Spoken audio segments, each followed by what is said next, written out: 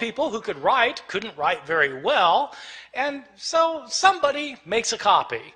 We don't know who it was who made the first copy. We don't know if this person was competent or incompetent, but he made a copy. And probably, if he made a copy of this book by hand, one page, one sentence, one word, one letter at a time, he made mistakes.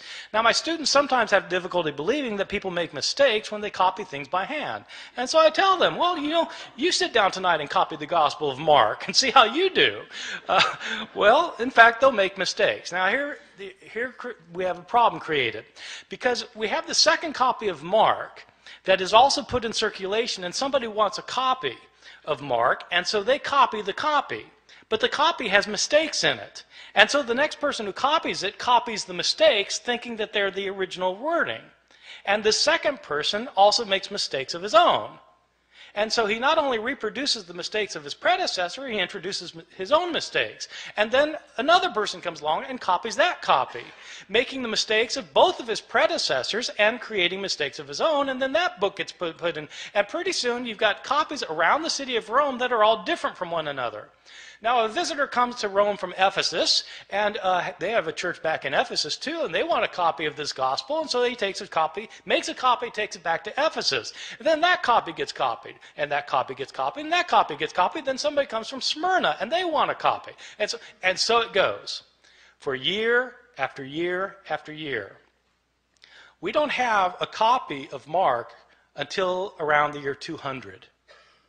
About 150 years after Mark was originally written. So not only do we not have the originals, we don't have the first copies, or the copies of the copies, or the copies of the copies of the copies of the copies, etc., etc. Mistakes were made en route, and these mistakes were replicated. Now, the only way a mistake gets corrected is if you're copying a copy of Mark, and you come across a sentence that you're pretty sure is wrong because it doesn't make sense, and you try and correct it. And so you correct it to say something other than what it says. The problem is there's no guarantee that you will correct the mistake correctly, right? You might correct the mistake incorrectly, in which case you've got three forms of the text: the original text, the mistake, and the mistaken correction of the mistake. And so it goes on for year after year, decade after decade. The originals end up getting lost. They get lost. They're either worn out of existence, or people figure, well, we don't need this. I've got a brand new copy of it, and so they throw it away. And all of the books of the New Testament, all 27 books, experience the same fate. And so that is the situation we're dealing with. This is not a situation that's unique to the New Testament. This is a situation that we find for every book from the ancient world. Every ancient book has this problem. The problem's exacerbated with the New Testament simply because the New Testament has come to be revered as Scripture, and also because, as it turns out, we have more copies of the New Testament than of any other book from the ancient world. That would seem like a good thing, but it also means that we have more mistakes for the New Testament than for any other book. And so the abundance of evidence we have creates an abundance of problems. Let me talk about the surviving copies that we do have. First, give you a sense of the numbers of books that we're talking about. New Testament was originally written in Greek, and at last count we had over 5,700 copies of the New Testament in the Greek language in which it was originally written. Now, when I say we have 5,700 copies, I don't mean that we have complete copies of all the books from beginning to end. What I mean is we have either complete copies or fragmentary copies. Some of these fragmentary copies are very small little fragments found in trash heaps in Egypt where the rest of the book was destroyed, and we just have a little scrap.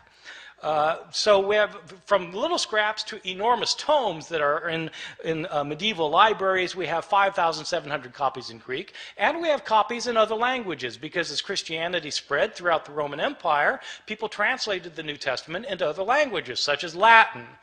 We have something like 10,000 copies of the Bible in the New Testament in Latin, in Coptic, the ancient Egyptian language, in Syriac, in Georgian, in Armenian, in Old Church Slavonic, etc., etc. We have all sorts of copies in all sorts of languages.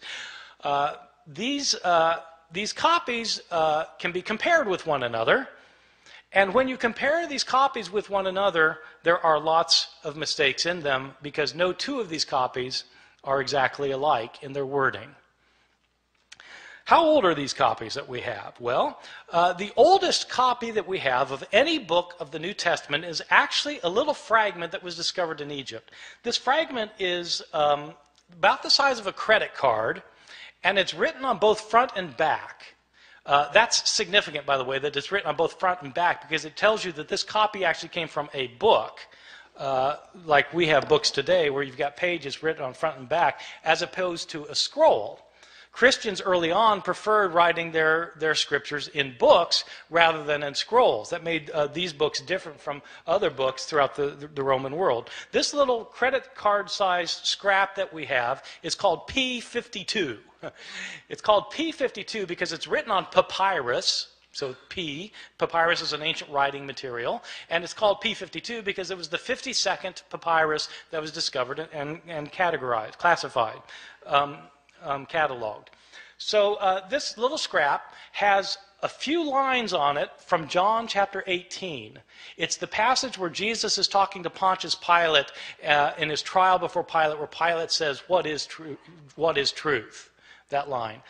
So that's that. It's written on, and it's written both front and back. Now the thing is, if you have a little scrap like that, and it's written on the front and the back, and you know what passage it comes from, then you can actually do some interesting things, because you can figure out, even though you don't have a complete line on this page, you can figure out where this thing was on the page. And if you've got, if you do it right, if you've got it one margin, you can figure out how many letters were in each line, and you can figure out how many lines must have been on the page in order to get from this part to that part. See what I'm saying? So you can actually reconstruct how long the page was, and then you can calculate how many pages were in this manuscript, because how many pages would it take with this many letters in it to create the Gospel of John. And so this one scrap can tell you how long the manuscript was. So there are people who do this for a living, so it turns out.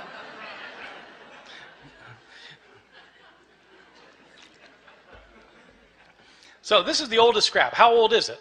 This scrap, P52, is usually dated to the first half of the 2nd century. The way they date ancient manuscripts is actually on the basis of a handwriting analysis. The science of this is called paleography. Paleo meaning ancient, graphy meaning writing, ancient writing. So the study of ancient writing is called paleography, and there are scholars who are paleographers who can date manuscripts within about 50 years of their production. The way the science works is that handwriting in the ancient world, before there was the invention of printing, changed slowly over time. So people made letters in certain distinctive ways depending on when they lived. And so if you are familiar with how handwriting was in different periods of history, then you can determine when a manuscript was written.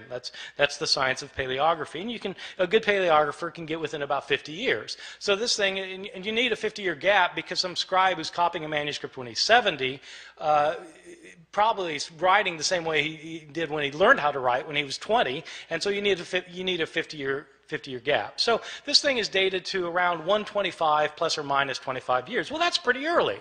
This is from the Gospel of John. This little piece was probably written about 30 or 40 years after John itself had been produced. So that's pretty good.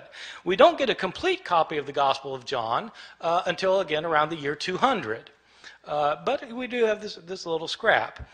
Most of the manuscripts we have are not anywhere near this early, though. We start getting full manuscripts at the beginning of the 3rd century, around the year 200, 150, 170 years after Jesus' death. These are about 120 years after most of these books had been written. And we don't start getting numerous manuscripts until the 7th, 8th, or 9th centuries. And then we start getting lots of them, because then you've got monasteries where monks are spending their days copying manuscripts, and we have a lot of their manuscripts. And so 5,700 manuscripts, some of them going back into the 2nd century, none of them being the originals, or within even within a few years of the originals. So with all of these differences, with all of these manuscripts, how many differences are there? Throughout the Middle Ages, it appears that the scholars didn't realize that there was a problem of not having the original text, or very few scholars realized that this was a problem. Even the scribes copying the text, they sometimes would realize there were differences in the manuscripts they were copying, but they didn't make a very big deal about it. The first time somebody made a really big deal about this was exactly 300 years ago this year, in the year 1707. There was a scholar named John Mill at Oxford. I think he's unrelated to the Victorian John Stuart Mill.